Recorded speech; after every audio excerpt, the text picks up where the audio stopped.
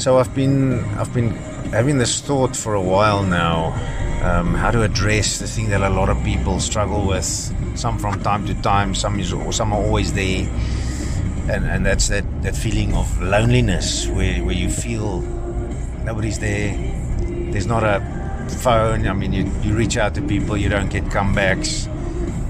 People don't invite you to places. People don't contact you. People don't check in. And you just feel lonely, like you are literally alone. And if that's you, I want to tell you today. I want to tell you that you are never alone. Ever. You are not alone, because God himself is always with you. The Bible says God will never leave you nor forsake you. That means he'll always be with you wherever you are, wherever you find yourself, in whichever situation you might be. God is always there. The Bible also says that the Lord himself goes before you. That means God's already ahead of you where you are on your way to. If you're busy facing challenges, there's reason for those challenges, because there's often lessons we need to learn. And we just need the right moment to find the right thing that we need to learn. You know, bad times don't last. There's a saying that goes, everything will be okay in the end. If it's not okay, it's not the end. But that still doesn't make it easier. You know, it still doesn't mean we don't need people to help us. Doesn't mean we don't need friends or family to be there for us, you know. But God's always there. So he won't leave you. He won't forsake you. The Lord himself goes ahead of you to prepare the path for you that you're going to go. So he's waiting for you.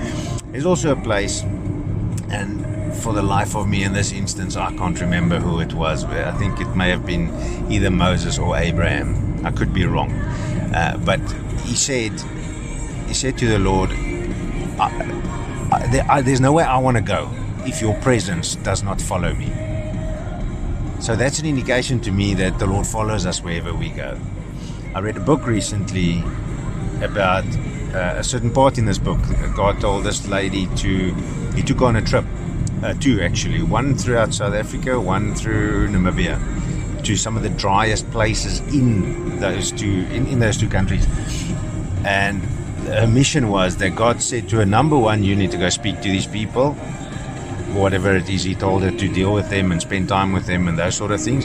And he promised her that rain will follow her wherever she goes. And she went there and to tell these guys, and this is places, she went to places that it was dry. It hasn't rained for years.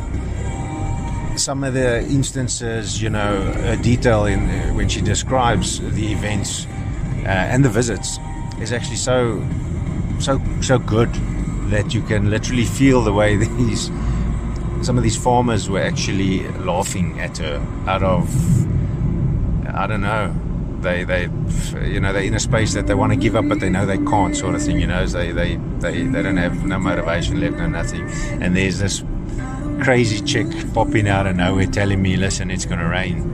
And you know, she describes this, and every time she has left, about an hour or an hour and a half, I think she said, after she left that place, done with her visit, they're moving on to the next place. These people sent her photos and videos of the rain just pouring down. It's absolutely crazy. So, you know, and God's timing is always perfect. We know we want it better now, but God knows what he's doing even when we are not. He doesn't operate within our comprehension.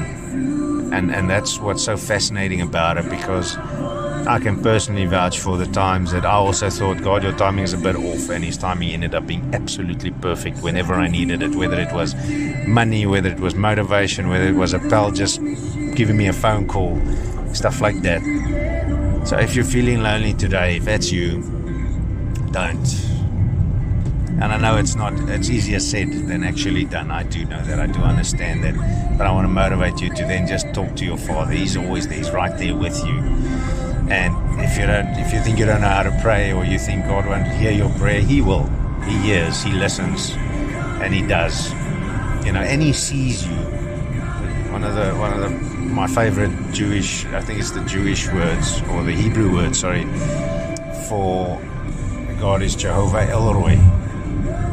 And as far as I know, that is the God who sees me. It's so phenomenal. So God sees you. So just talk to him. He doesn't have to sound pretty. He doesn't have to sound fancy. You don't need high vocabulary or a high level of vocabulary to speak to God. He listens to your heart in the first place. So you just talk to him like you would talk to a friend, you would talk to a family member. Just talk to him. And I really hope it gets you better. I really hope it gets you in a better mind space. As I said in the previous message as well, is God promises. He says, I know the thoughts I think towards you, plans to prosper you and not to harm you. Loneliness is the thing that harms us. And if God thinks that for us, we just need to start taking it. So talk to him. And I really hope it helps you. And I really hope it picks up. And I really hope that everything just works out perfectly in such a phenomenal way to put the best smile on that beautiful face that I know you have. Until next time, shalom.